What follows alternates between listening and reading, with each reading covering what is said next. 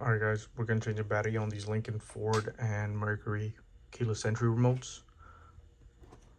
We'll start off by taking a blade, a flathead, or if you can use your nails to get into this little notch. Be careful and pry it open.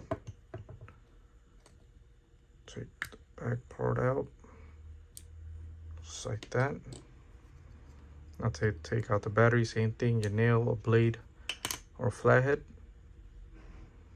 These remotes take a CR2032 battery. To put it back in, plus side facing down. Click it back into place. Line up both pieces. And simply just click it back in place. And there you have it.